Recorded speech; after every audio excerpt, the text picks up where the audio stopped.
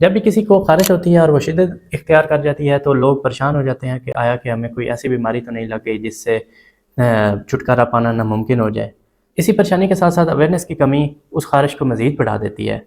आज इस वीडियो के अंदर मैं आपको बताऊंगा कि स्केबीज़ या मुतअद्दी ख़ारिश की कौन कौन सी निशानियां हैं और किन किन जगह को ये ज़्यादा इफ़ेक्ट करती है और मुतअद्दी ख़ारिश और सिंपल ख़ारिश के अंदर क्या फ़र्क है। अस्सलाम वालेकुम जी, मेरा नाम है डॉक्टर अब्दुल्ला गुंदल और आप देख रहे हैं health talks with doctor Abdullah Gundal. सबसे पहले जानते हैं कि स्केबीज़ या मुतअद्दी ख़ारिश असल में होती क्यों है। स्केबीज़ या मुतअद्दी ख़ारिश एक सुपरफिशियल स्किन इन्फेक्शन है जो कि एक कीड़े की वजह से काज होती है जिसे हम सेक्रोप्टिस स्केबियाई कहते हैं।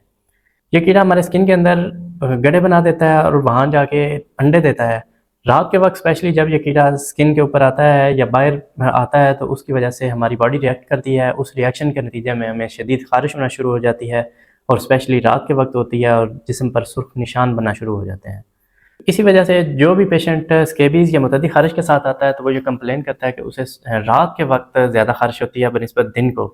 पेशेंट आके कंप्लेन करते हैं कि हम दिन को ठीक रहते हैं लेकिन रात को हमें इतनी ख़ारिश होती है कि हमें सारी रात जागना पड़ता है या हम सारी फैमिली जो ख़ारिश कर करके थक चुके हैं तो हमें कोई ऐसा टीका लगाएं ताकि हमारी ये ख़ारिश दूर हो सके।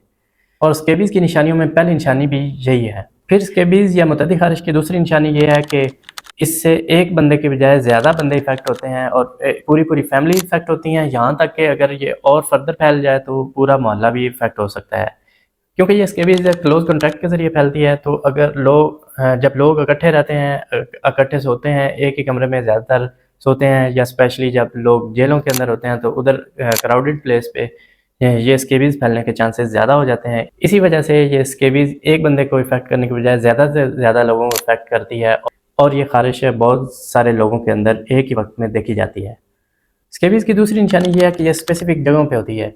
उन स्पेसिफिक जगहों के अंदर आता है कि हाथों की वेब स्पेसेस के अंदर ये ज़्यादातर होती है। फिर उसके बाद ये ख़ारिश बगलों के अंदर होती है, कूहनियों पे होती है या पेट पे होती है या प्राइवेट पार्ट्स जो हैं वो ज़्यादा इफ़ेक्ट होते हैं।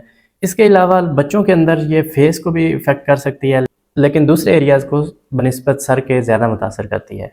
और ख़ारिश की ये लोकेशन ही डायग्नोसिस के अंदर हमें मदद फराहम करती है और हम आइडेंटिफाई कर सकते हैं कि ये ख़ारिश स्केबीज़ की वजह से है या किसी और वजह से है।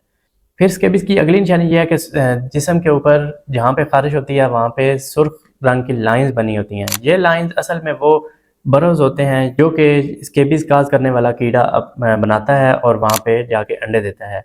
तो ये लाइनें भी एक डायग्नोसिस में मदद फराहम करती हैं और जब किसी पेशेंट को ख़ारिश होती है और उसके साथ वो लाइंस बनी होती हैं तो ये भी डायग्नोसिस में हेल्पफुल साबित होती हैं और इजीली आइडेंटिफाई किया जा सकता है कि ये ख़ारिश स्केबीज़ की वजह से है। और क्योंकि स्केबीज़ की वजह से होने वाली ख़ारिश बहुत शदीद होती है और ख़ारिश करने के साथ साथ ये बढ़ती जाती है तो स्किन जो है वो इफ़ेक्ट होना शुरू हो जाती है। जब ऊपर से स्किन करोड होती है तो उसके ऊपर सुपरसीडेड बैक्टीरियल इन्फेक्शन हो जाते हैं जिसकी वजह से पस बनना शुरू हो जाती है जो कि इंडिकेट करती है कि ये स्केबीज़ जो कॉम्प्लिकेट हो चुकी है।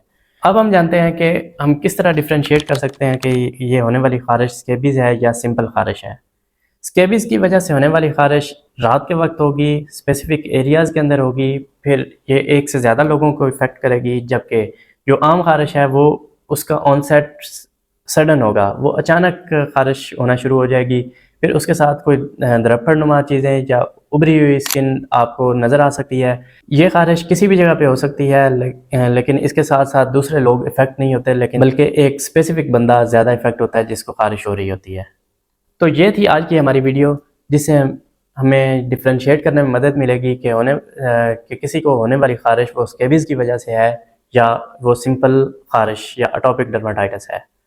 उम्मीद है ये मालूमात आपके लिए मुफीद साबित होंगी। अगर आपको ये मालूमात अच्छी लगें तो ये दूसरों तक भी शेयर करें ताकि दूसरों की हेल्थ को इम्प्रूव करने में और दूसरों को ख़ारिश से निजात दिलाने में आप अपना किरदार अदा कर सकें। अस्सलाम।